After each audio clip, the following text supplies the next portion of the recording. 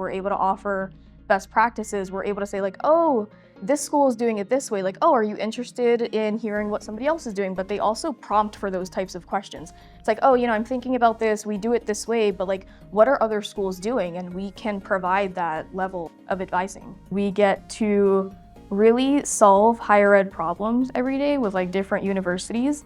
I think part of what's great is that our reach is pretty extensive across a lot of universities. So like kind of transitioning from helping with one university at NYU to now expanding really nationwide to like all of these different types of universities.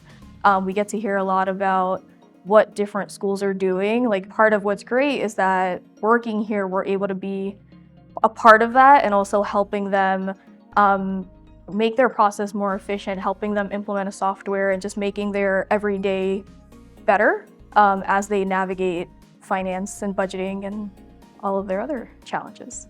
I do think clients choose Tru because we are more than just implementing software. We're kind of like a true partnership in that entire process. And what I mean by that is we're not just, checking boxes to create an input page. We're talking through like, what's the business process?